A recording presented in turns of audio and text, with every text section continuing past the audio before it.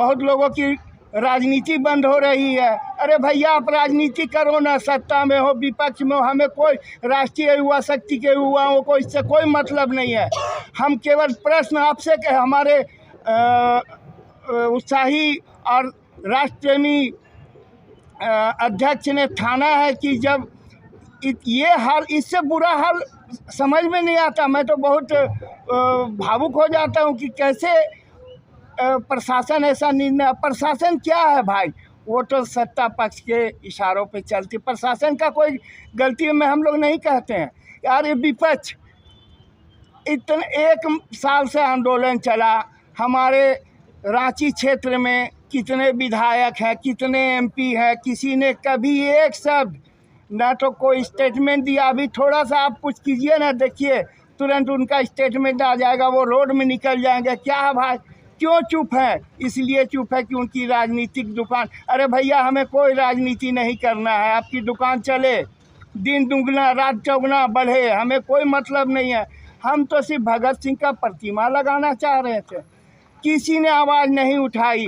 मैं मानूंगा बगोदर के विधायक विनोद सिंह, जिन्होंने विधानसभा में विधानसभा में भी आवाज़ उठाने का क्या नतीजा हुआ?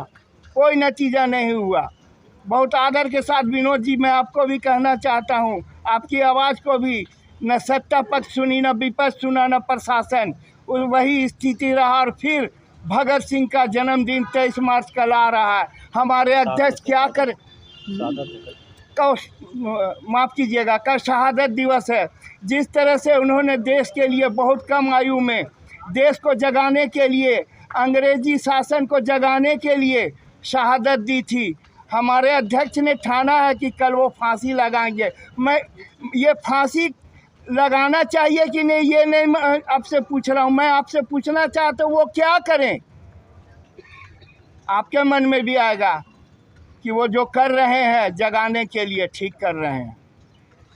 आप सब मीडिया बंधु के थ्रू जनता के बीच में एक संदेश देना चाह रहे हैं हम कि देखिए, भगत सिंह जब आज़ादी की लड़ाई लड़ रहे थे, काफ़ी युवा थे।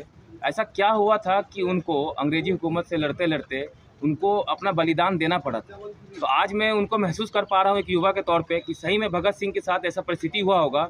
उन्होंने भी ऐसा निर्णय बहुत मजबूरी में लिया होगा, क्योंकि कौन नहीं चाहता है कि देश आज़ाद हो, उसके साथ खुशियाँ मनाएं। लेकिन उनको लगता था कि जनता को जगाना बहुत कठिन है और जब तक बलिदान नहीं दिया जाए जनता नहीं जागेगी। शायद इसी को देखते हुए हमारे अध्यक्ष ने अंदर से ये निर्णय लिया है कि जब तक कोई बलिदान दे के आगे नहीं आएगा, तब तक लगता ही नहीं कि सोई हुई प्रशासन और ये व्यवस्था है जो शक्तियों का खेल हो रहा है, इसके कान पे जू तक रेंगेगी।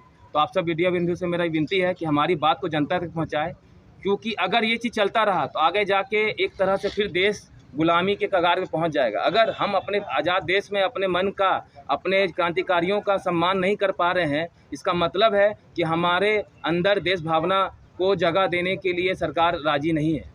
तो आप सबसे विनती है कि हमारी बात को जनता तक पहुंचाए, ताकि जनता अपने इस चीज़ के लिए सरकार से जवाब मांगे, प्रशासन से जवाब मांगे।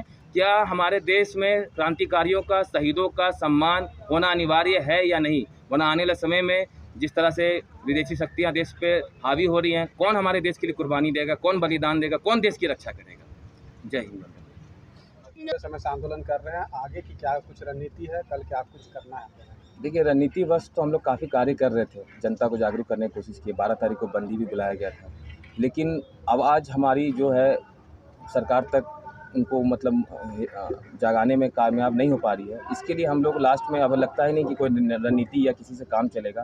तो जैसा हमारा अध्यक्ष ने निर्णय लिया है कि 23 दिवस को भगत सिंह ने शहादत दिया था, तो एक और शहादत शायद इस देश को जगाने के लिए ज़रूरी है। इसलिए 23 तारीख को उन्होंने शहादत देने का निर्णय लिया है। इसी के बारे में सूचित करने के लिए आज हमने ये प्रेस वार्ता रखी है।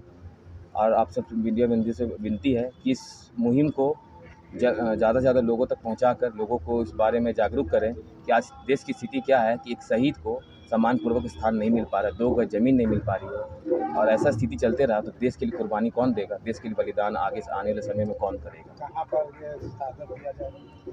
देखिए, शहादत के बारे में हम मीडिया के थ्रू सूचित नहीं कर सकते हैं, क्योंकि ये हमारे अध्यक्ष जी का निर्णय है कि वो सही समय पर उस पर कार्रवाई करेंगे जैसा उन्होंने संकल्प लिया है।